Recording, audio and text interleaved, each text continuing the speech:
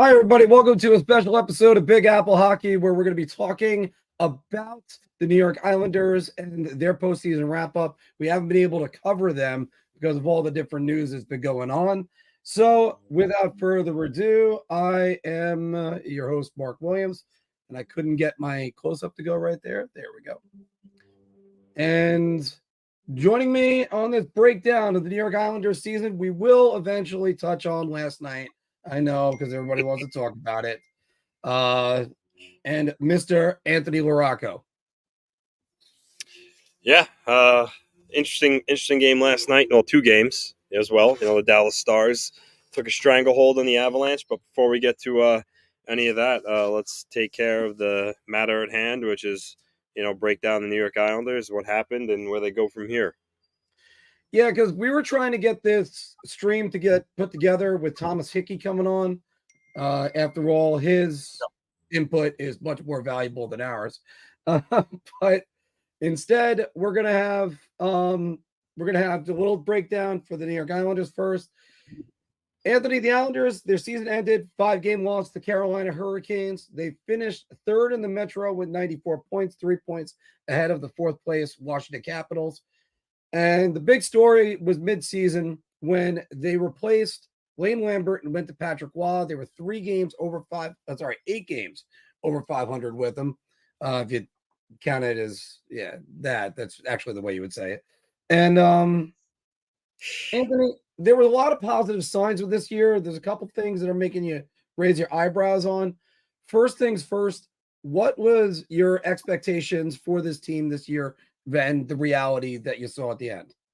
I think going into the season, a lot of people had them, out of the playoffs or a bubble team. They did get in on the second to last day again, like the year before, but they did finish in a top 3 spot rather than a wild card. But where they finished is basically where I thought they'd be. I knew they weren't going to be first or second in the Metro. And I kind of had the belief that they were and are better than the Penguins and the Capitals and the Flyers. So, for me, them finishing third is where I saw them. So I think that kind of lined up with the expectations and the reality. But you know, uh, I say overall though, their season is basically what you would have thought going into. Ups and downs. Inconsistent. Some nights they looked like they were a serious contender, and then other times they looked like they were a non-playoff team. So that's kind of where I thought they'd fall.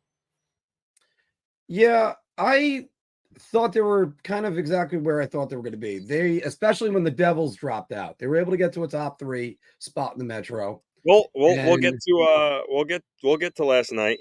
Don't be such a one-sided, just strictly Ranger fan. We love yeah, talking. well, I We mean, love talking all kinds of hockey on this channel. and this So is one of those things we had to talk about. We've been putting this off for a little bit, and that's why we're there. And we will be covering in depth with Phil the last night's game tomorrow night, definitely. So this is, but they were kind of there was a lot of wasted potential with this season. And I think part of that has to do with does this team need a change in philosophy a little bit? It seems like they were changing philosophy under Waugh, especially, and towards the middle of the season, like getting away from the old Barry Trotz style to a more open, up tempo style. well, they did get away from that. That's why they brought Patrick Waugh in. That was a change of philosophy. He's totally different than Lane Lambert and Barry Trotz. So that did happen. That no longer needs to happen. It occurred. So I Well, I think with started to say that it needed to happen, but then I realized it was yeah, happening. yeah. Waugh behind the bench now for what's going to be a full training camp come September. I think you're really going to see him implement how he wants them to play. You saw flashes of it, but it was hard to get the consistency when he came in. Mid January when a lot of these guys were kind of set in their ways and so used to playing a certain style for so long. So I think with a hard camp in September, you're really going to see what the Islanders' new identity is come the fall. All right, and now I'm trying to get the Instagram link on right now. So, Anthony, let's go with first things. What went right for this team this season? Um, well, first, I mean, let's start with Noah Dobson. He really broke out as one of the best puck mover offensive defensemen in the league. I know he finished with 70 points, um, but if you remember, Mark, for a while there, it looked like he was on pace that he was going to finish with well over 80. And then coincided with their 6-game losing streak.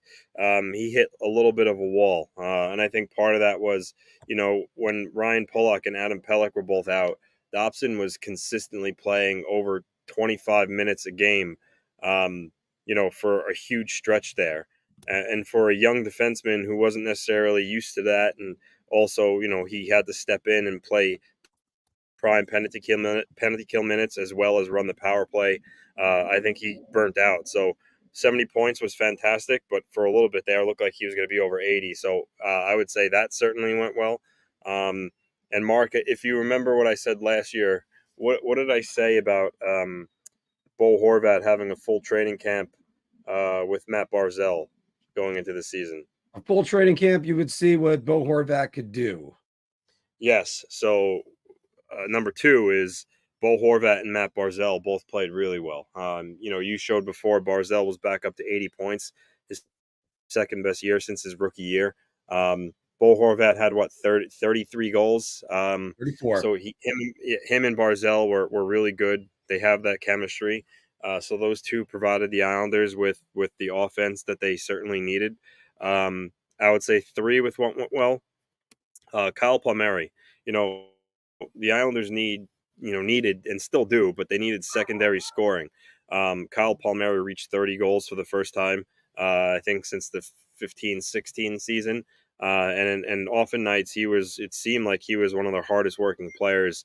He really had a good year, and that just helped the out because without Palmieri scoring 30 goals, the Islanders, for a team that struggles to score to begin with, that could have really hurt them. So I thought he was fantastic.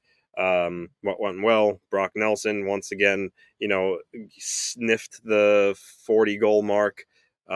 So he gives you what you expect every single year. He's led the Islanders in goal scoring for 5 straight seasons now. And he's definitely their best goal scorer. So he was very good as well. So I would say those 4 things or so was what went well for the Islanders this past season. I've raved about Noah Dobson this entire season. I have thought he is rounding into a better defenseman than, say, his former teammate. I believe they were teammates in Thomas Shabbat.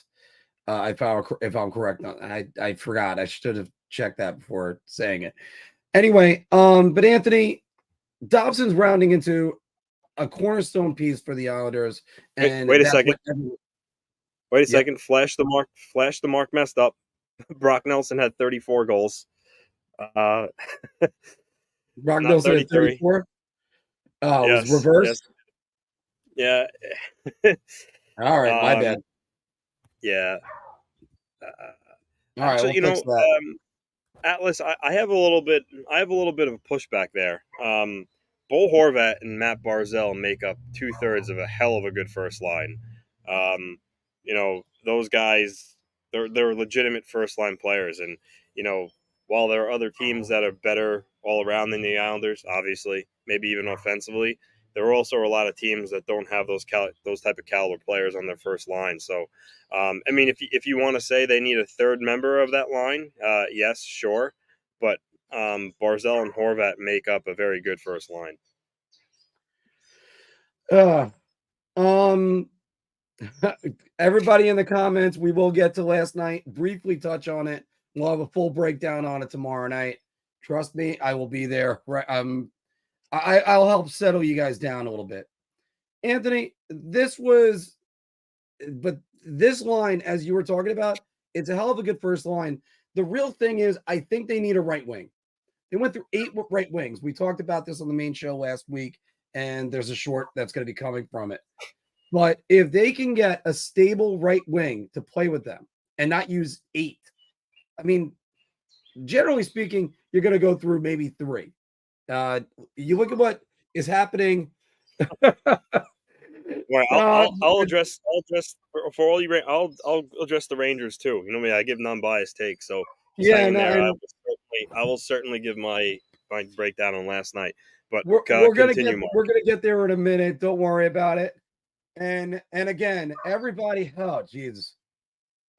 If let me just go back to what my thing is. Everybody, calm down. Oh, I mean, we'll get to that one more minute. But Anthony, if they can go, because you look at what's happening across the river with the Rangers, they struggled with finding a right wing. They're still kind of struggling with that a little bit, although Roslovic has played a lot better as of late. But the Islanders, they I think they need to address that right wing spot. We'll come back to that again because I was going from the comments. Anthony, look at everything that went wrong for the Islanders this year. Um, I'll start. I'll start with Lane Lambert. We saw at the beginning of the year, which we talked about, that the Islanders are being more aggressive. Their defense was jumping in. I get what he was trying to do. He was trying to loosen the purse strings that Barry Trotz had with playing more of an open system. But he didn't do it in the right way systematically. And because of that, and this is actually going to be a segue into also what went wrong. Um, because he changed everything, the Islanders were bleeding shot attempts, and Ilya Sorokin got worn out. He faced the most shots in the entire NHL. He was up there and facing the most high danger shots in the league. And he was just under siege night in and night out. And unfortunately, as you said, it reflects his worst season of his career so far. But with that said, even though those numbers are his worst statistics yet, he still wasn't bad. He still had a save percentage of 909. Wasn't sub 900 like some of these other top goalies we saw this year go through.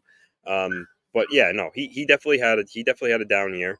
And a lot of that was because I think how much work he was facing and how much rubber he was facing, and how badly the Islanders were playing positionally. So I would say, for the Islanders, what went wrong was simply their defensive systematics coincided with Sorokin having a down year.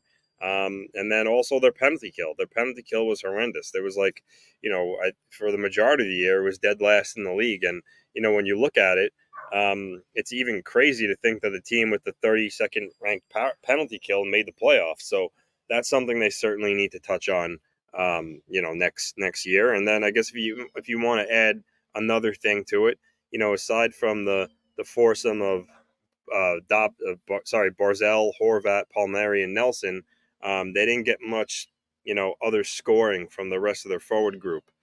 Simon Holmstrom had, I think, 15 goals or so, but 6 of them came shorthanded. I think he carved out a nice role as a solid third line player. But aside from those 4 guys and Noah Dobson on defense, they simply just didn't get enough scoring.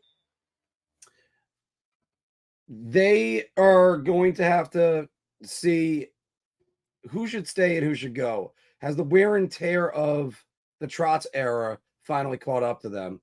What's JG Pajot's future? He's another one of those guys that he struggled mightily, picked it up late. He did pick it up late, yeah. He did pick it up late. Holmstrom looks like he could be a pretty good player. Anthony, am I wrong to start questioning Pelican Pollock? No, you're not wrong. They're still legitimate top pairing defensemen. They're very good. They just have regressed a little bit since their coming out party in 2018 under Trotz. They were fantastic from really the minute Trotz took over. And I think a lot of that has to do. Well, it's a couple of things. It's a new coach that changed things up a little bit. It's also injuries. Adam Pelech seemingly can't stay healthy. So there's certain factors out there that contributed to it. But no, they're both still very good defensemen. And when you talk about the group going forward, you can there's a case to be made about maybe moving one of them for an upgrade at the forward position. I mean, Lou Lamoriello values defense very highly, so I don't know if he would do that, but when you look to the offseason and what needs to be done to change the makeup of a group that hasn't got conference finals appearance, you have to try to think outside the box. So I mean, we'll see what happens to them, but to kind of like circle back into the answer in short, you're not wrong to question them, but they're still, like I said, they're still top pairing, top four defensemen and very good, assets to the team. Okay. Now let's get to this one. What are the reasons for next season to be optimistic? Well, first, Ilya Sorokin is gonna, I think, come back as a man on a mission. I mean, when you look at his career, his KHL career, and then his career with the Islanders before this year, and every year has been an elite netminder. So, this one year is just a down year, a blip on the screen, whatever you want to call it. So Sorokin is going to come back next season, and I have no doubt that he's going to assert himself. In the top three, top five in save percentage and goals against and shutouts, which again he's done every year since he's been in the league. So there's that. Patrick Waugh, full training camp. He's going to really put his mark on this team. I think like I said before, you're really going to see how he wants them to play and their true identity. Similar to how I said last year, with just watch Horvat having a full training camp to gel with Barzell, they're going to be a lot better. Lo and behold, they were. Not to pat myself on the back, but told you so. So I'll say it again with Patrick Waugh. Full training camp, I think it's going to do wonders for this hockey team. And then again, you have the core pieces coming back: Barzell, Horvat, Dobson, Nelson. Even though he's getting older, but he still keeps going. So there's all those things, and then the last part of it is that Lou Lamoriello said something that was very interesting at his end of media availability. He said that when it comes to roster changes, that he would work kind of hand in hand with Patrick Waugh, and typically, Mark, Lou is kind of the guy that makes the sole decisions. And I think Islander fans can rest a little easy, being that Waugh's going to have his ear, and Lou's not just going to go rogue and do something silly. So I think that for the first time in Lou's tenure, because a lot of Islander fans have always said Lou does nothing in the offseason in terms of adding to the roster, and it's mostly just in season. I think this summer, being that they lost in the first round 2 years in a row, and then prior to that they missed the playoffs, I think he realizes that it's time to retool the roster in a certain way. So I think all those things are reasons to be optimistic if you're an Islander fan. I think this team needs to get a little bit younger, but you got to, like you said, first and foremost, Ilya Sorokin is going to be better. He just, there's no way he's not going to be. Barzell proved that he is almost a point per game player, and that was something that was kind of on the back of people's minds. The usual excuse was, well, he's playing a little bit more defense and stuff like that. No, we all saw the talent. The guy's right there. Horvat, 30 goals. Bang. There's another one. Palmieri getting 30 was very big, because usually he's been dealing with some injuries that he misses out. Yeah. It's time for this team to go get a free agent. Go get somebody that's maybe go after Jake Gensel, who's going to be right there. There's certain things that just need to be retooled. I need to sit down and actually do a full breakdown of it. But the other thing that kind of can be mentioned, Anthony, Islanders don't have competition.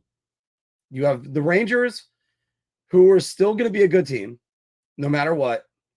Yes, everybody, they're still going to be a good team. And you have Carolina, who we'll see what they're going to be. They got a lot of free agents on that team, and people that could be staying, could be going, and who knows what happens with Rod Brindamore. That's should they lose this series. But the number one thing is, other than the New Jersey Devils that are below the Islanders, Who scares you? Washington's getting older. Pittsburgh is getting older, and they're led by Kyle Dubas. So they'll probably go out. They'll get Mitch Marner and do nothing next season. I mean, I'm just throwing that one out there. Speaking of Mitch Marner, now go on.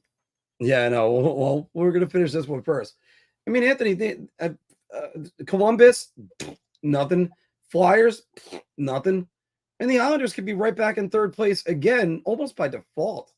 All they got to do is just show up for their games, which I know some people in the comments are going to say the Rangers didn't do last night, but still. Anthony, what's reasons to be pessimistic about the team? Well, first, I'm just going to answer this. State, it's too early to really say that because you don't know what their off season moves are going to be like. So it's hard to say. Not taking the easy way out, but it's just a fact. But I'll say this: even if, and this is highly unlikely, but even if Lou ran back the same exact team, um, you know what you're getting from Horvat, Barzell, Nelson, Dobson, Palmieri. So because of that, and with being really confident that Sorokin is gonna bounce back, I'm gonna say no, that they won't take a step back. But again, let's just see what off season moves are made. Mark, you can fire that back up. Yeah, what's the reason to be pessimistic right now about this team? Um, I mean, I guess you could kind of say with what some of the other media say that they're they're an older team. Um, they need to play a faster brand of hockey. Um, they have a lot of guys on contracts that that you're probably not going to move. I mean, Anders Lee, it's you're only going to get rid of him if you use a buyout. But Lou Lamoriello doesn't believe in buyouts. He signed Engvall and Mayfield to long-term extensions, not high on dollar amount, but high on term. So I mean, stuff like that, I would say, reasons to be pessimistic. But I don't think that this team is going to is like I just answered State of Survival's question. Even despite all those, their core of their group is too good, if you could say, with those 4 or 5 players to allow them to actually be bad. So, but those are reasons why I would say you could be pessimistic. Sorokin's going to bounce back, so there's nothing to worry about. They have I just did a count, 9 players that are over the age of 30, and they have a plethora around 28 and 29. They're one of the oldest teams in the league. They need to get new blood in. I don't see it coming from anybody in the farm. Is there any prospects? Because we heard about Will DeFore. Is he somebody that can make the jump next year? Yeah, I mean, William DeFore had a little bit of a rough year in the sense he took a personal leave from Bridgeport for a while. I'm not quite sure exactly what went on, but um, you know, I have to look at all because I don't know off the top of my head, but I think he still had around 15 goals in the AHL. Then you have guys like Matt Maggio, who was a first time pro. I don't know if you remember, Mark, but he was the guy that won OHL player of the year. He I was do an remember that, overager. yes. He's an overager, but that's still a good accomplishment. He plays a fast game and has offensive ability, so you could certainly watch out for him. Ruslan Ishakov, who had his cup of tea in the last game of the regular season, and even Very played underused. yeah, and then even played in a playoff game. I mean, he's undersized, but he's got tons of puck skills. Alex Jeffries, they signed him to a contract after his season at Merrimack ended. He was one of the better scorers in the ECAC. Sorry, not ECAC. I don't think Merrimack's not league anymore, but the conference he played in, he was one of the best finishers. So he has some promise. So there's a couple of guys in the system, but I would say right now, I don't think any of them would make the team unless the Islanders had some sort of major overhaul. And one major overhaul is going to be that fourth line. And do they bring back Martin and Clutterbuck? So that's a good question. Lou Lamoriello doesn't divulge much, but he was asked that question about them at his media availability, and he said that no matter what you do, loyalty can't get in the way of impeding progress. So for me, that kind of spoke loudly and tells me that Martin and Clutterbuck aren't going to be back. Um, they were great. They were great players for the Islanders. Yeah, yes, they were fourth line players, but they played a huge role in the identity of the Islanders. And I think if they are done um, in New York, Islander fans should be very grateful for what they did for organization because they gave their blood, their sweat, their tears. And yes, for a while they were the best fourth line in hockey when they had that monkey or attached to them back in like around I would say around 2013, 2014. Mhm. Um, so they were great foot soldiers for the team, and they banged bodies every single night, and that's a hard role to play. And there were years that they even like Cal Clutterbuck. There were some years for the Islanders where I think one year he had 15 goals. I think he might even had 19 goals one year. I gotta check, but Mhm. they were solid hockey players when they were kind of in their primes. So yes, did great things for the organization, but it's time to move on. And I think by Lou's comments, I think he is going to move on from him. Now they both said that they do not want to retire. They don't know where that talk came from. Certainly wasn't from them. But I think they're both going to be gone. Um, so we'll see what happens there. But uh, the only thing I'll say is maybe there's a maybe there's a slim chance that he brings like Martin back as like a 14th forward, just for like a veteran, more veteran presence in the locker room. Or but even that I think is a stretch. I think they're both going to be gone. Anthony, before I get to off-season priorities and that, can I ask this question? Who is Pierre Engvall? Is he But the guy that scored 9 points in 18 games with the Islanders? Looked like he was going to be a guy that's a perfect fit next to Brock Nelson? Or is he the guy that's got 28 points in 74 games and basically he just struggled the entire year? Yeah, he had a rough year. He found himself a healthy scratch under Lambert, and I think he was scratched once or twice under Waugh too. He's an infuriating player, Mark, because he's got size, he's really fast, but he doesn't he doesn't engage in contact. And I'm not asking him to be Matt Martin out there, but use your size. I mean, he's a strong guy. You use your size. So sometimes he's 6'5", infuriating to watch. 220? Yeah, use it. Yeah, sometimes he's infuriating to watch, especially with, like I said, with the speed that he has too. Um, but yeah, like there's no doubt he had a rough year. And I'm not going to sugarcoat anything. I mean, unfortunately, he's a nice player. I would say he's a solid third. He's a solid third line player. But Lou really pigeonholed himself to him by giving him that 7 year contract because again, even though the dollar amount, the AAV isn't much, it's still 6 years, and that's a lot. So I think in a perfect world, Engvall gets bumped down to the third line, or maybe even the fourth line, with depending on what some other additions are to the roster. And then you deal with it because again the AAV isn't high, so you could live with it if he's going to give you 15 goals, but 12 goals a year. But yeah, no, it was a rough year for him, Mark. There's no denying that. Can you ever see him getting to 20? His career high is 17. Yeah, I could see it if he's put in the right situation, and he commits himself to playing the right way every single night. Yeah, sure, but I just don't know what kind of role he's going to be in next season. And I single him out because I think with the term that they got for him and what they're paying him, he's going to be a key figure for the Islanders going forward. Yeah, yeah, Uh, yeah, and that's just the way it is. Touch football might yeah. be too Especially go much to the fourth line. contact. Yeah, yeah, Yeah. yeah. Yeah. Would you bring back? Actually, we'll start with that one. Off-season priorities. Do you bring back Mike Riley? Yeah, I liked what I saw from him. I think Lou claiming him off waivers was a shrewd move that he didn't get much credit for.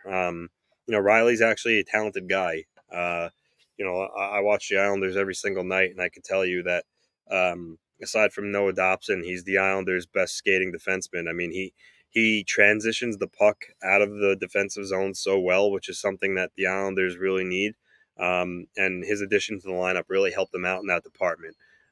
He skates well. He makes the first good pass. He's not afraid to jump up in the rush.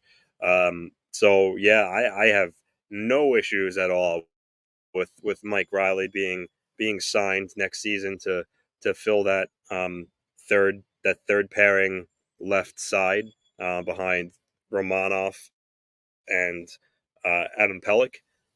So yeah, I would hope that Mike Riley gets re-signed. I think he's a perfect number 5 defenseman, and I really liked what he brought to the team. Anthony, if I could just be candid about this, not too long. Do you want to say Mike Riley's name in Swedish? Eric Gustafsson, because I mean, you're looking at his career history. 2 years in Minnesota, and in the third year he was moved to Montreal. A year in Montreal, and then he was moved, or 3 years in Montreal, and in the third year he was moved to Ottawa. In Ottawa, 2 years. In the middle of that, he was moved to Boston. Sorry about that, guys. 3 years in Boston. And in the middle of that, he was moved to the Panthers. And then, yes, the Islanders got him last year. I think he's a little bit of a short-term guy. I hope Lou doesn't fall in love with him. If he does, and if they think he's long-term, I don't think that's right. I just don't. I think the Islanders in this, like we said before, they need to get a top line right wing and figure out who could play with those two guys. If you want to get like a defensive guy that could play that and maybe pop 20 goals in the net, then you're looking at one of the best lines in the league. What else are your thoughts? Well, so it's off-season priorities. I think for me, it's about um, maximizing cap space dollars. By moving a guy like JG Pajot. I think that's something that they need to do. Look, I love JG Pajot. He's a kind of a grit and nails type player. But the fact is, his offensive game has dropped ever since he hurt his wrist in the conference finals against Tampa Bay. So he's still really really important on faceoffs. He's great on draws. Even though the penalty kill sucked, he's a good penalty killer. But I think for the Islanders, if they want to be able to kind of like tinker with their roster and put them back on the path to getting back to the conference finals or above, they have to break up the band a little bit. And I think JG Pajot is the candidate to do so. You trade him not for someone to improve your team. You trade him for cap space, and then you take that $5 million and you add it in your bank, and now you have more money to play with. So for me, the offseason priorities is to create more cap space by making a move like that, by trading JG Pajot, and then adding another top 6 forward to your roster. I think right now they have 6 million. They with the cap going up $4 million, they have $6 million in play right now. The only two players that they really absolutely need to re-sign are Simon Holmstrom and Kyle McLean, who I think he really cemented himself as a real solid bottom 6 center. That can kind of take over that fourth line role for the Islanders. But again, him and Holmstrom, you're not talking a lot of money, so they're not going to take up too much of that 6 million. But even still, you're going to need more than that. So that's why trading Pajot to create more cap space, it would certainly help them in adding another goal scorer to the lineup. So that's what I think they need to do, and where they want to allocate that to, whether it's a first line winger, or you move Barzell back to center, or so again, whether it's a center or a winger, I think they need to get another top 6 forward that's capable of putting up points. I wouldn't move Barzell back to center. He can still skate. That's not the problem.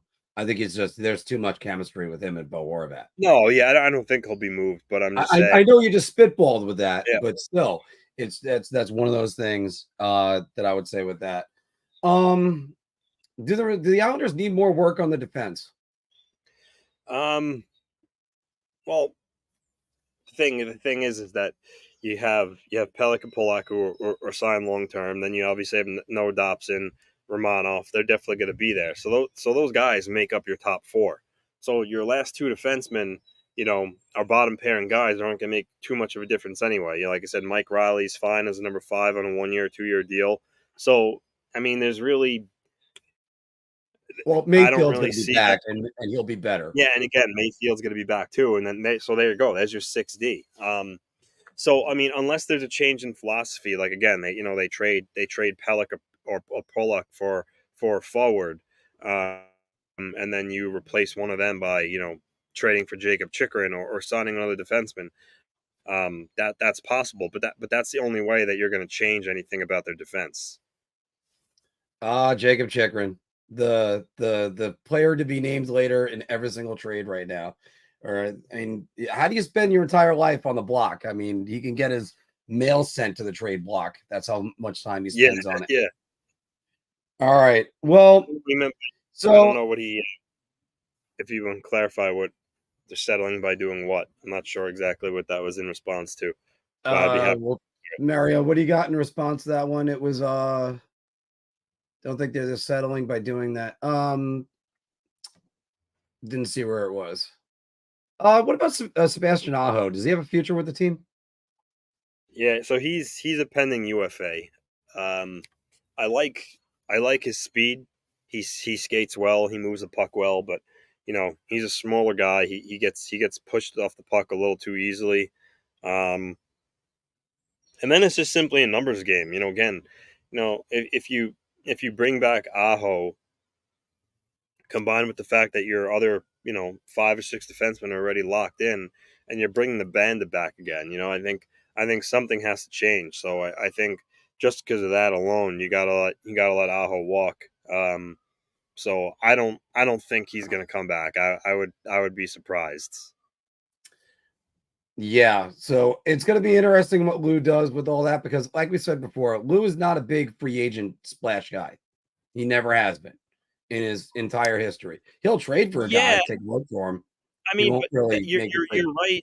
you're right. You're right in that sense. But he has tried though. I mean, again, I mentioned this Try with on. Panarin, obviously. He tried on Panarin. I mean, I know Johnny Gaudreau said that when the Blue Jackets came to the island, he was confused about the booze because um, he never talked to the Islanders. But if you remember, Mark, when we were doing our stream that day, it was TSN and Pagnotta that said that Gaudreau was down to the Devils or the Islanders. So I don't know what really happened, but I guess the point is, he tried on those two big name guys. So yes, he hasn't actually got it over the finish line, but I don't Mhm. know if it's fair to say he's not a big free agent guy. He has tried.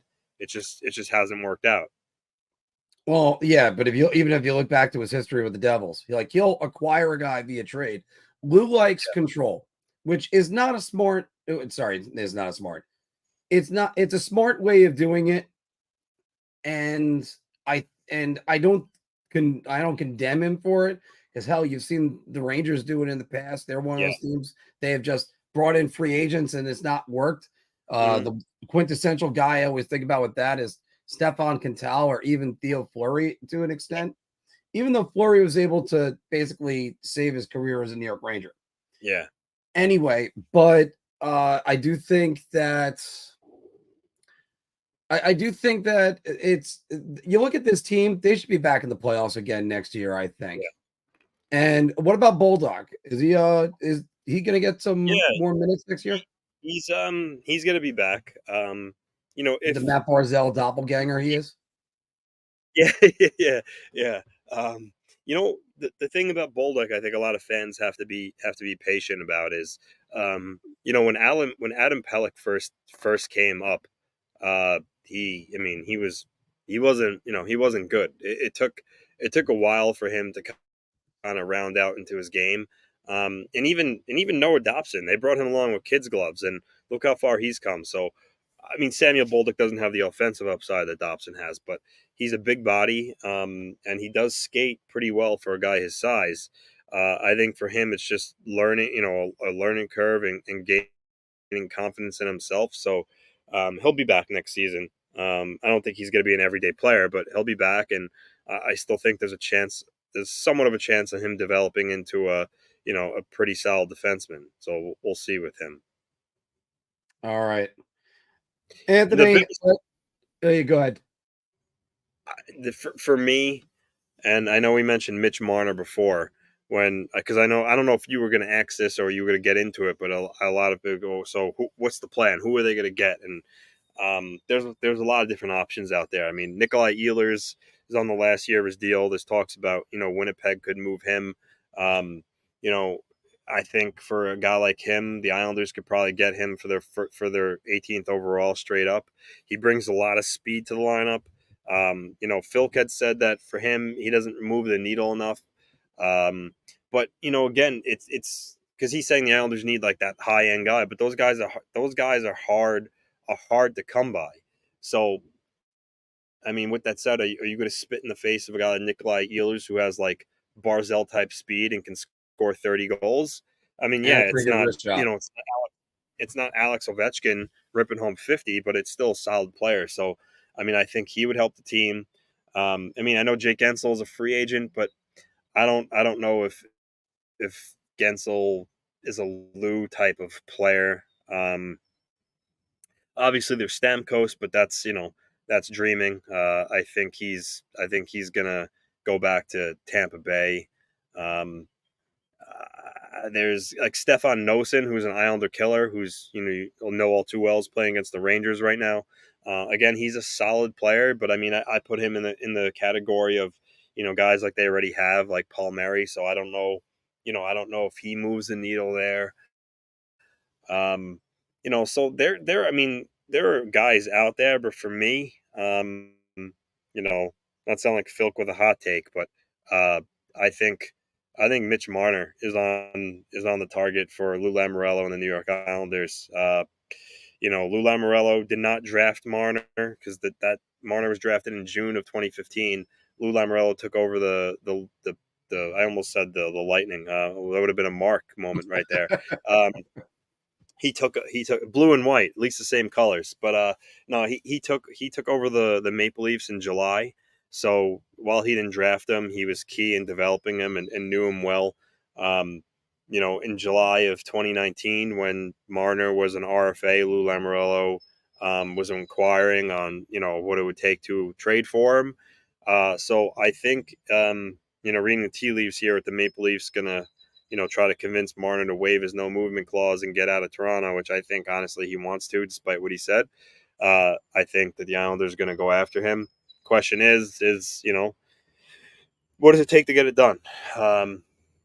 Noah Dobson's a hard no. The Islanders are not giving up a 24-year-old defenseman for as good as Mitch Marner is. The fact that he makes $11 million right now lowers his trade value. The fact that he has a no movement clause lowers his trade value. And the fact that you have to extend him for probably $12 million after trading for him lowers his trade value. So Noah Dobson or another similar player to another team, that's not what the Maple Leafs are going to get in return. Um, my guess is it probably starts with either Adam Pelech or Ryan Pulock, which would greatly help Toronto, give them some defensive stability, and then maybe a first or so on top of that. So um, I think he's going to try to acquire Mitch Marner, and if he did, that would be huge for the Islanders. Does do the Islanders appeal to Mitch Marner? I mean, yeah, I mean, we need to get rid of this narrative with players and coming to the island. I mean, Bo Horvat was the top free agent or would have been the top free agent last summer, and he extended with the Islanders before he even played a damn game with them. Long Island, let's face it, it's a great place to live when you have a lot of money. So that checks schools, check, Mhm. quality of life, has everything you want to offer. Then you have a brand new building. You have a state of the art practice facility. It's New York. So yeah, I think I think Mitch Marner would come to the Islanders, especially that he's essentially being told he's not wanted in Toronto anymore. So I don't think that's a hiccup at all. I think it's more of what the return will be and working that out with Toronto. I don't think Marner would have any issues with coming to the island. And then for those of you that don't know, drop some gospel on you, as The Rock would say. There's a Oh, there's a wrestling reference for you. Um, Mitch Marner and Matt Martin are best friends. Um, Mitch Marner actually spends a lot of time uh, in the off season on the island. Uh, so even though Matt Martin may not be back, I can assure you, if Mitch Marner was trying to get some intel on deciding whether or not to come to the island, he's going to reach out to his friend Matt Martin. And Matt Martin is basically, even though he had that year or two in Toronto, he's a career Islander that bleeds blue and orange. And you could bet your ass that he would tell Mitch Marner great things about what it's like to play here. So, um, yeah, I think I think he's the target. That's just my gut. Um, but we'll see what happens as it gets closer to the draft and free agency. well, it'll be interesting to see what's going to happen with that. And also, hopefully, knock on wood, we're at the draft. I still keep on going there. JT returning back to the Islanders would be an interesting thing. If they bought him out, maybe he Well, comes back. the Leafs aren't going to buy out Tavares because if you look at his buyout calculator on Cap Friendly, it Yeah, it's literally not good. saves them I think like 300,000 because he's basically been paid all of his money already. So um, it's a good segue because I was listening to Nick Kiprios and someone else on a podcast the other day, and they were talking about you know uh, asking Tavares and Marner to waive no movement clauses, and Kiprios specifically talking about Tavares, and the thought was, oh well, why would he waive? Why would he waive? He wants to be there, and he brought up a good point. Look, if you tell him, let's say we're going to strip you of your C, and we want a change of scenery. Why would Tavares still say no? I'm not waiving. I want to be there. It just harbors contentious feelings, and then it gets out that the fans find out that he wouldn't waive, and essentially keeping $11 million on their cap. So Kiprios was the belief of, even though there are people saying that the Leafs are stuck with Tavares because he won't waive.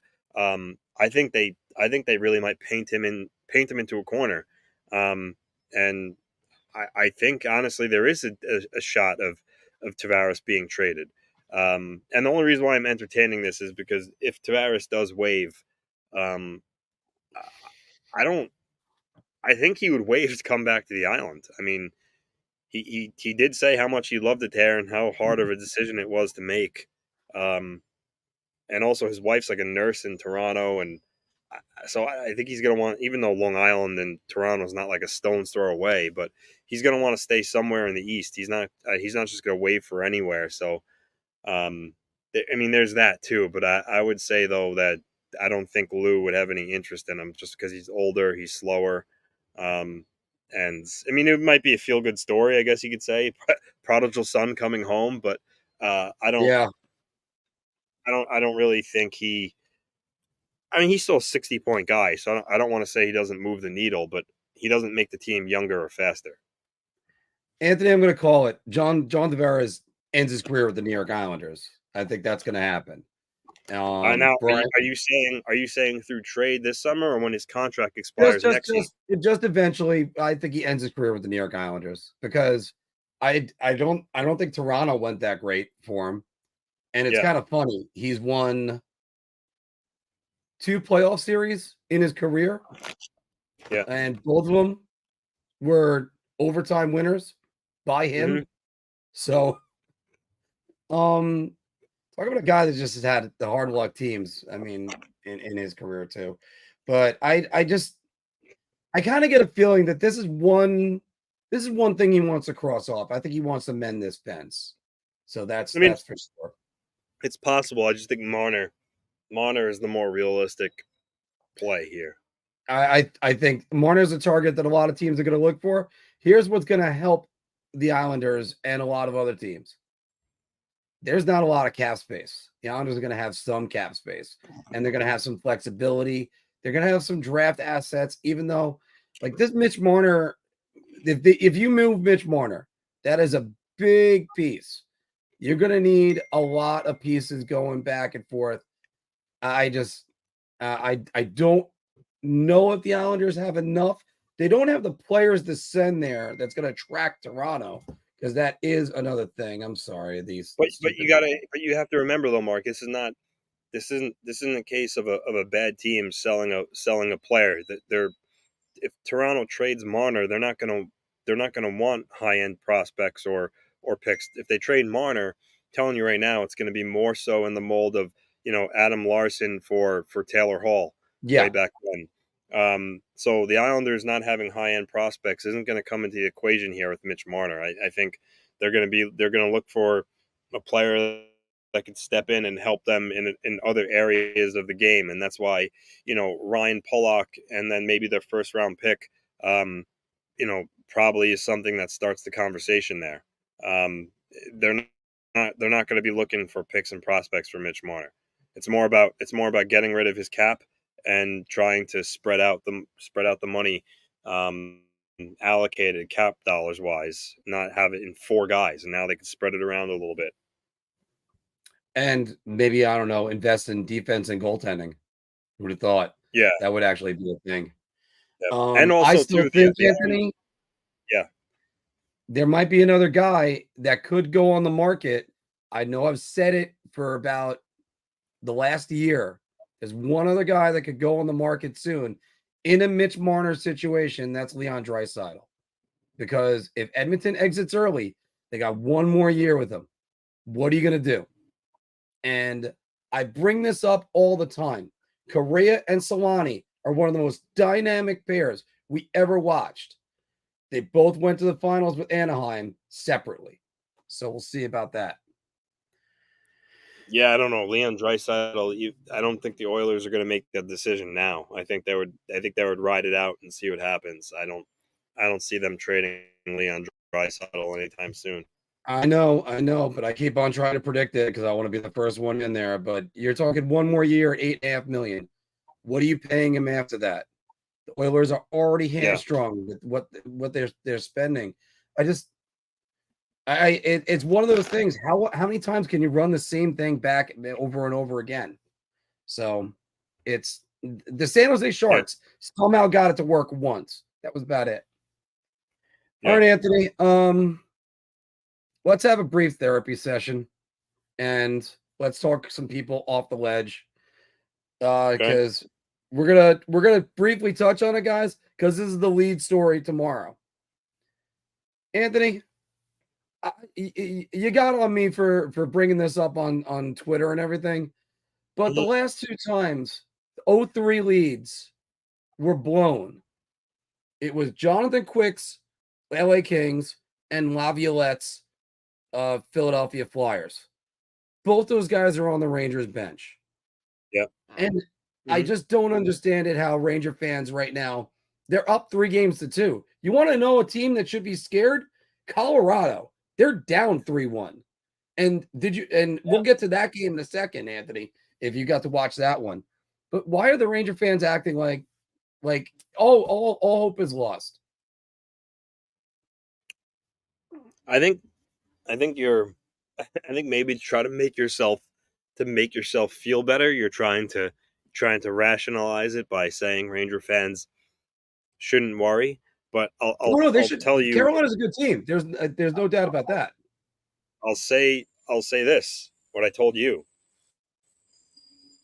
The Carolina Hurricanes just need to win one game in their building to now have the Rangers be facing elimination in the game 7 too.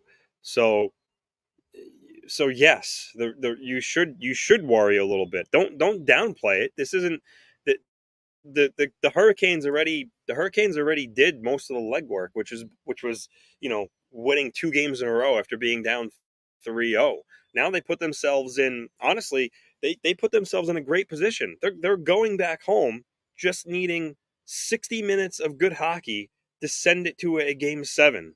And I'm not trying to panic Ranger fans or make Ranger fans worry, but that's just the reality of the situation.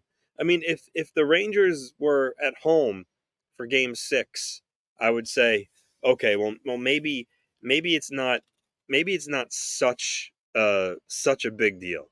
But no, the Rangers are going back into a hostile environment in PNC where the crowd's going to be even more jacked up than they were for games, 3 and 4. Um, and this is a bad proposition for the Rangers to be in, because the pressure's on them now. The Hurricanes don't really have any pressure on them. It's, if they lose, it's like, okay, well, we were down 3-0. We put ourselves in this situation. We battled back to at least give us a chance. It's our own fault. Um, you know, Anthony, I if watched that game last night. I know the Rangers weren't great offensively, but neither were the Hurricanes. And for 40 minutes, it looked like their season was over. Then they come out with that third period. All kudos. There's no reason why. There's no reason why Carolina can't have another surge like they did in period one on Saturday. Let's be honest about that one. But it's Shesterkin's played his two worst games of the playoffs, generally speaking, ever. So I just don't. I don't look. Carolina has to win two. The Rangers have to win one. Which yeah, but situation do you want to be But, in? but I understand that, but it's the fact that they're going home and all they need to do is win one game. I think that's what you're not realizing. If they win one game, the Rangers are in the same situation as them, which is their backs against the wall. So, it, and they're going back to their own building. So I mean, look, yes, just because the Rangers are the team that are up 3-2, like odds wise, yes, they're likely the favorites to win the series. There's no denying that. But if the Hurricanes win Game 6 and it goes back to Game 7, I don't care that the Rangers are home. All bets are off at that point. Uh, Now at that point, the Hurricanes battled back from 3-0 to win three in a row, and now they're in the same situation as the Rangers, which is, if you lose a game, your season's over. The playing field is level, despite that game being at MSG. Sorry. Um, Normally, yes, if a game's Game 7, the home team has a chance. But in this unique situation where the other team was down 3-0, and now it's a Game 7, it's it's it's a level playing field. And if I were a Ranger fan right now, I would be concerned.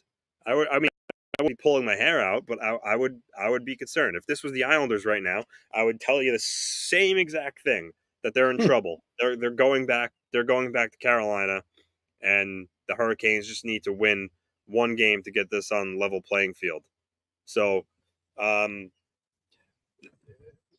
well, before I hand it back over to you, again, if I were a Ranger fan, or even if Artemi Panarin was on the Islanders and he did that shit that on the Kuznetsov goal, I would Yep. be I would be furious. I mean, he let a player in Kuznetsov who isn't a hard nosed player. Mark, he's not a hard nosed player. I mean, he's relatively soft. He's kind of one sided. I mean, this wasn't Patrick Maroon that was barreling down against Panarin, and Panarin kind of lost there. This is Yevgeny Kuznetsov, and Panarin just let him go by him and just tap the puck in the empty net. That was a lazy, lackadaisical effort by Panarin. I think that's why you saw him slam his stick on the glass afterwards, because he realized it. He Mhm. needs to be better. That was heinous. That was absolutely heinous, and shame on him.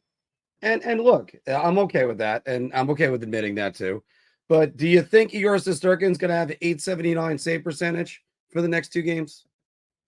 I mean, I don't know. I mean, it's a little short sighted to say that, because all it takes is All it takes is one. You're right about that. one or And two bad plays, like a puck caroms off a skate, or it's it's like I said, it's going to be tough. It's three going to be times, it's going to be three tough. times in the last 15 years, a Yeah. team has been down 0-3 and forced game seven. Two of them they Yep. won. I give you that one. One, and I go back to the Flyers again. They were down 3-0 in game seven. They still won Yeah. that game. The other time that we're not talking about is Vancouver versus Chicago, where Vancouver went up 3-0. Chicago went back and forced uh, game seven, and then Vancouver still won. So it's look, Carolina's a good team. No one is saying that. And look, every Ranger fan that wants to be scared, go ahead. But this is not Gerard Gallant. This is not a guy that's going to sit down and be the dog in the fire going, everything's fine. There's going to be changes. And what's also mind boggling is the people saying, go to Jonathan Quick. What? You go to Jonathan Quick, you might as well just not go back to Igor Shesterkin. Igor has been bad. Mark Igor has been bad. Sick of people gassing this guy up. He led 2 stinkers in game 4. Okay. Because the past matters. This is the reason why. Okay, who cares about the past? All right, let's not care about it at all. Here's the reason why it matters. It is a difficult thing to do. There's only reason why 4 teams have been able to do it in the history of the NHL. The Maple Leafs back in the early 40s, I think it was 43. The Islanders of 77, the 2010 Flyers, and the 2014 Kings. Yeah, but look, this is why experience matters. This is why. Go ahead. I understand it's only been done 4 times, Mark, but that doesn't matter. We're in the here and now, where the Hurricanes are 1 game away from tying it up at 3. So but if the Rangers win tomorrow night, not tomorrow night, Thursday night, then you don't have to worry about anything. Well, they should have won last night. That's obvious. But what I'm saying is, just because it happened, it's only happened 4 times, doesn't mean that you're discounting the Hurricanes not being able to win a game 6 on Thursday. I'm not discounting the Hurricanes being able to win a game 6. The big task, yes, you're right, was to win at the Garden. They're going home. They're going to have their fans. Everybody's going to be pumped. Can the Rangers quiet them? Look, thank you. Look, but okay, all right. It doesn't mean it didn't happen. You know what? Don't worry about it. You don't have to watch the next 2 games. This is the way. Look, it's okay. You don't have to watch the next 2 games. It'll be fine. Because then you're already giving up right now. Every single I look on Rangers Twitter, it looks like everybody is going, well, season's over. You think they're down 3-2, not the other way around. I don't think anybody's giving up. It's just the fact that your team they had the stranglehold, right? It was 3-0. Yes. Now you put yourselves in a position where, again, Mark, you're 60 minutes away from a bad balance or playing a bad game from your series for your season being on the line. And that's what I don't think you're grasping enough here, is that now I think everybody's making too much of that. Should you be nervous? Absolutely. Hurricanes are a damn good team. They're the 3rd best team in the NHL coming in. But again, it seems like everybody's got this twisted around that the Rangers are the ones with their backs to the wall. No, it's I don't think most. I don't think you're listening to the fans. I don't think they have it twisted around. I think it's a matter of that they realize that, again, they're 1 game away from blowing a 3-0 lead, and that's reason to be concerned, especially when the Hurricanes are going back home. That's all. I get you're trying not to worry, but the Hurricanes are going back home with all the momentum. Mark, sports momentum is a huge thing. You see it in games. A guy throws a big hit, it changes the course of a game, a fight, a save, a goal to get you back in it. It changes the complexity of a game, series, etc. And now the Hurricanes have all the momentum. They have all the momentum. They're saying to themselves, okay, all right, we're in this. One more game, and then they're in the same position that we are, which is fighting to keep our season alive. And the trump card here is that, again, they're going back to PNC Arena, where their fans are going to be crazy. It's going to be a hostile environment. And I'm just telling you right now, Mark, if the Hurricanes win game 6, you should be very concerned, because winner take all at that point. Winner Again, take it's not all. like I'm not concerned to begin with as both an analyst and a fan, because I did pick the Rangers in 6. The thing is, Carolina is not going to go down easy. We know this. The Rangers are not going to go down easy. Actually, I actually think it's sort of an advantage sometimes when you get a team that hasn't been pushed. Because Anthony, I'll throw this one out at you. I don't think the Rangers dealt with enough adversity. They didn't deal with adversity, and you kind of thought, is game 2 going to be enough adversity for the Rangers to become a Stanley Cup champion? No. I mean, because you always get that expression, you got to lose before you win. For the Rangers, it was 2021 for the most part with a lot of guys. And but they have the momentum until the game stops. Like, it's all it takes. All it takes is a puck to go in the next game, and then we'll talk about that. Look, guys, if the Rangers get steamrolled on Thursday night, I'll be the first one to go, okay, now you got your work cut out for you. And look, they still have their work cut out for them. But there are fans that are actually they're actually acting like the season's over right now. And it's just I can't speak for those people, and I mean, and to act like your season's over, that part is certainly silly, but it's not silly to have a real concern of, if we lose Thursday, we could potentially go home after being up 3-0. That's real. Whether you want to recognize that or not, or deny it, or put it out of your head so you don't have to feel your feelings there. It's true. If the Hurricanes win game 6, the Rangers could potentially have their season end, just like the Hurricanes could. And now and again, that's what I go back to. It's level playing field at that point. And let me say it like this, and I've said it all along. Whoever wins this series is my pick for the Stanley Cup. That's who I think is winning, regardless. Dallas went down 0-2 at home and then went out there. But yes. So we're already assuming everybody's already assumed it's going 7 games. I don't need to break anything else down. I'm good. If the Rangers lose 4 games in a row after being up 3-0, they don't deserve the cup. There you go. Well, that's obvious. Obviously. That's an obvious one. Then you know what? We shouldn't have picked them. Then there you go. And you know what? And the Canes deserve it. Give them the credit.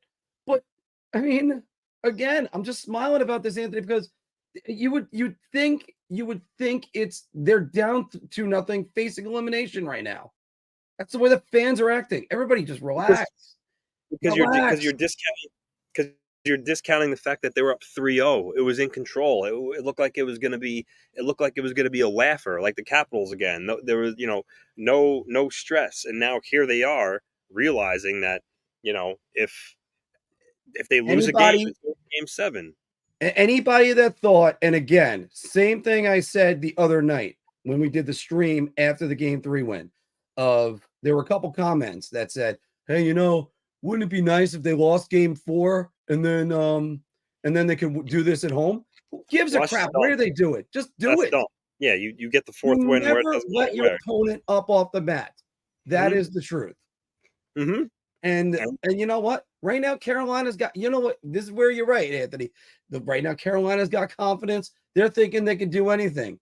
Well, maybe Filipino gets back in the lineup. Maybe the Rangers get ahead and don't cough up the lead in the final minute and a half like they did in game 3. Those are all things that can happen.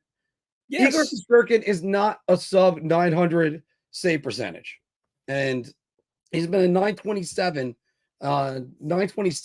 since February 5th. Everybody. There's a lot. You're not looking at Tristan Jari.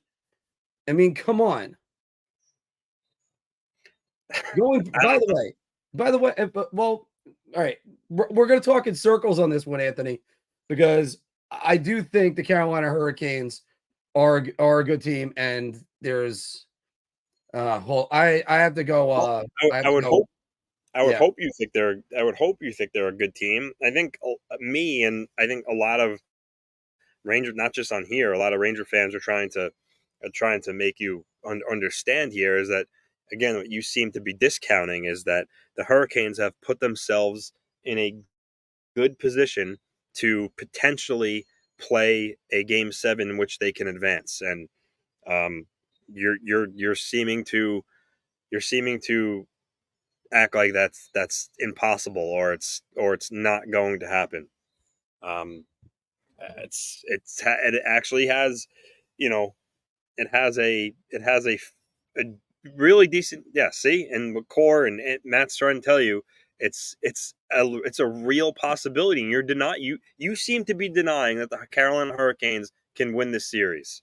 All they have to do is win Game I'm not Six. denying that they can win this Oh, series. you I'm are. just saying, I'm just not being the guys on the ledge.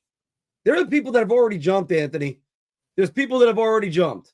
And well, of course, that's sports. You're gonna. The Rangers didn't blow the 3-0 lead, but they've already jumped. I mean, look, And yes, what the worst prospect about playing a game seven is if the Hurricanes can win game six and it goes to game seven. For all the fans at MSG on that game seven, every like the longer the game stays, like if it stays tied, like if it's 0-0 or 1-1, the longer that it's tied, you're going to be able to feel like the stress every time the Hurricanes send the puck on net in the game seven because you know that one puck going in could make the difference, and you don't. The point is you don't want to be in that situation. The fact that could even take place possibly is what is worrying Ranger fans because again to have that what I just outlined, all the Hurricanes have to do is just one game at home. They just have to win one game at home, and then that scenario is very, very real. That's I it. know it's very real. I know. Don't think I'm discounting this. What I keep going back to is it hasn't happened yet. There is a coach in place that knows what he's doing. There is a Of goaltender who has course. played 2 bad games back to back. You have goal scorers that have not scored. I mean, when are you going to hear from Mika Zibanejad again? Vincent Trocheck has been held in check. Panarin's been held in check. But all the positives that went into the first 3 games that everybody's going, oh my goodness, look, the Carolina Hurricanes still have 1 power play goal in this series. The New York Rangers have 2 shorthanded goals in this series. And yes, Anthony, I was starting to get ahead of myself thinking, is this well, they can't cut him today. That's part of the other part. Yeah. Um and I do agree with you on this one, Matador. They need to get away from Matt Rampy. It's and Johnny Brodzinski's not the answer either. So if you go with Rampy, then you better turn him loose. But everybody's kind of you're talking about a team that they were 20 minutes away from closing out this series. They're still playing incredibly effectively on the PK. Just everybody's got to calm down. I know it's not good. I know it's not good TV. And you know what? Tomorrow night when we have Philk on there, I'm going to be the calm one still. Anthony's going to be the voice of reason, and Philk is going to be screaming like he's in the Poseidon Adventure. So it's just I mean, look, it's the Rangers. Yes, the Rangers. The odds makers. It's still in their favor. There's no one denying that, and the Rangers could still possibly and very well may win the series. But again, the fact is the Hurricanes have the momentum. They're going back home.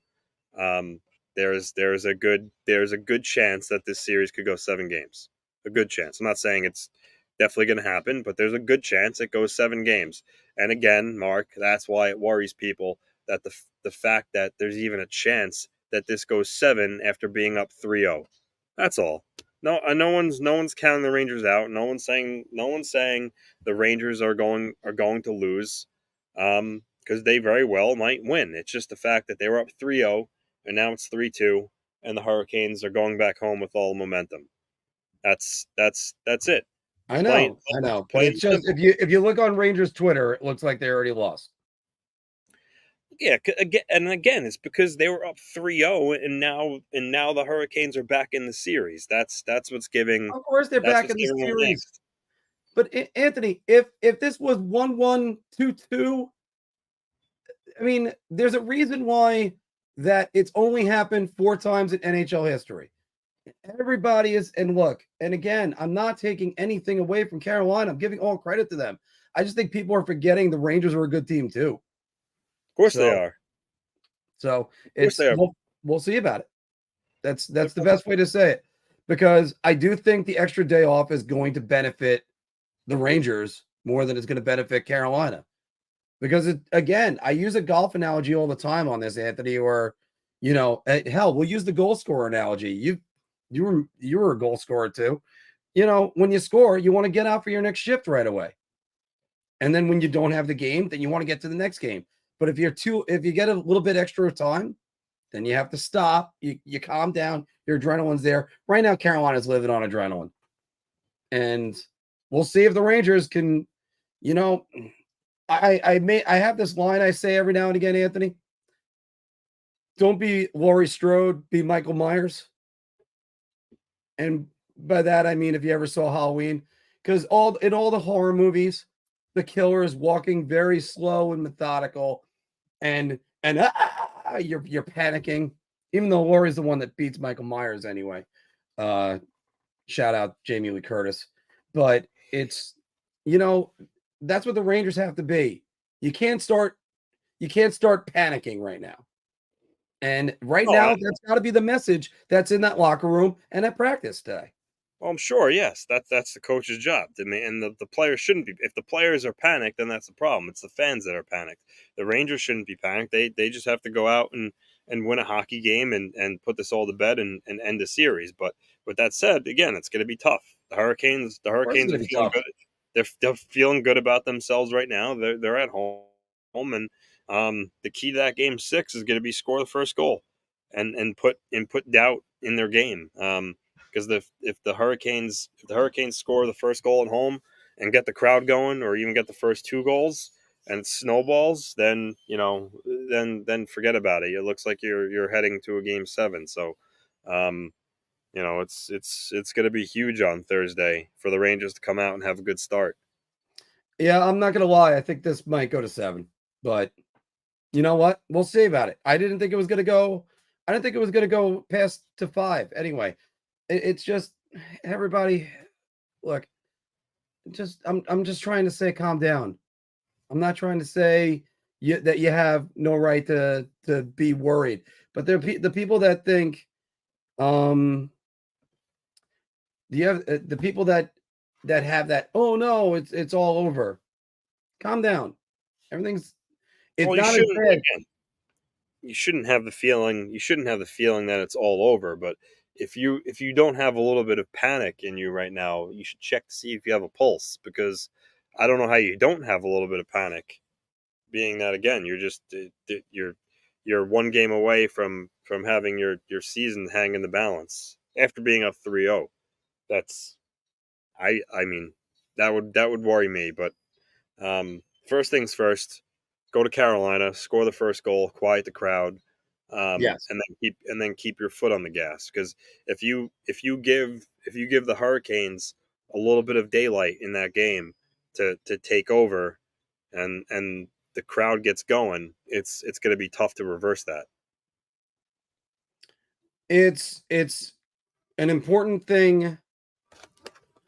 I think it's more important just to get Sisterkin to make one save. He just needs to make one save and then he's got to feel good about himself. and get there. So, but let's take one. Let's just take one. Gensel's line completely neutral as Panarin's. Yeah. Well, you know what? When you're on the road, things kind of go differently. So we'll see about that. Well, on the road, the Rangers are on the road. the Rangers were home last night. Yes, you got to dictate the matchups, but sometimes a good road team changes up. Like they get off the ice. They'll go, oh, they're putting them up against the stall line. You move them off the ice as quick as possible. Or you just, whatever. I'm actually talked out about this. This is actually one on Tommy, you're right about that one. Because after all, if you watch a condensed game, they basically have the Trouba goal as the offensive moment for the Rangers in that. Again, we'll see about that one. Anthony, quick look over. How about Colorado getting completely owned? Can't say I'm really surprised. I mean, Dallas, I mentioned, they're a good team. They have depth, they have speed. I mean, they were my pick to go to the Stanley Cup Finals. My pick to win it. I mean, I'm surprised at the scores of the games. I mean, that part I'm surprised on. But I'm not surprised that Dallas is winning overall. They're a really good team, and they have more depth than Colorado. Their depth is better. I mean, Colorado, you have kind of like the three-headed monster with McKinnon, Makar, and Rantanen. But after that, I mean, Nikushkin obviously good, but we know what's going on with him now. He's not going to be available for the next 6 months. Jonathan Drouin, just they don't have the depth that Dallas does. I mean, you're talking Marchment and Hintz and Robertson, Sagan, Ben, Dodonov, Stankoven, and Wyatt Johnson. I mean, it's just they're just so deep. They're so deep, and they're also really good defensively. Ottinger is better than Gorgiev, so yeah, I'm not surprised by it in the slightest.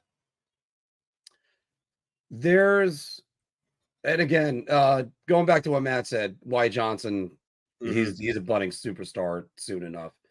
Chris Tanev is playing excellent for them. I can't say enough about him. There was this thinking, Anthony, that as soon as after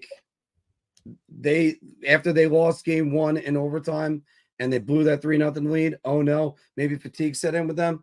No, Stars are that good. Now, yes, they are. I mean, I always say that there's a limit to what Pete DeBoer does. Maybe this is finally the time that they do that. We're actually going to start. We're going to take 2 more questions and we're going to sign off because JE, I want to save some of these for tomorrow. I don't think they think they shake up things on defense. Although if it was up to me, I'd put in Zach Jones right now. And I think Eric Gustafson's lived up to his usefulness. I thought, but then again, I thought that at the beginning of the series too. So we'll see about that. Are you gonna put in Zach Jones in a high pressure situation like that in a hostile environment in Carolina? I mean, you don't want him to have a deer in the headlights type of look, and so I don't know. I'm not sure about making that. And I get what you mean by that, but you look at one of the biggest games in the history of the New York Rangers, which was the Mark Messier guarantee. Jeff Buchanan was suspended. They had to insert Doug Lidster, who was sort of a black ace for that team, and Alexander Karpatsev played in that game, and he didn't play much in 1994. Sometimes you have to go and just test your depth, and look what happens. I am always. I stand by what I said about Eric Gustafson. He's a short-term guy. Don't fall in love with him long term. And Mike Riley is a lot of the same. Chris Kreider's first game was against Ottawa. That's right, JE. And this is It's not that they're liabilities per se, because I'll tell you what was Keandre Miller doing on that Jordan Stahl goal? He was coasting to him. No, don't let him near your goaltender. That was Braden Schneider. That was a terrible look for him. Oh no, He got he went smoked. around Braden Schneider. Yeah. Watch the replay again. Keandre Miller is coasting towards him. Yeah. That's that analogy you made about Doug Lister, though, by the way, it's not comparable, though, because Doug Lister had been in the league since 1983, 1984, when 94 came around. So he was a 10-year veteran. That's a lot different than inserting Zach Jones into the lineup. I'm more referring to Karpatsev. Oh, okay. Yeah. Well, because you mentioned Lister coming in. I did mention Lister because they had a lot of suspensions for that. Yeah. Yeah. All right. Unfortunately, I gotta deal with stuff that's going on with my car right now because I've been dealing with somebody hit my car 3 weeks ago, and we're about to hit the statute of limitations on it. Trying to work it all out. I'm trying also not to say anything on air about that. So I gotta go. The Rosie Drive is worst part of that. Yeah, well, that also was there. All right. Guys, thanks very much for joining us today. We got the big show tomorrow.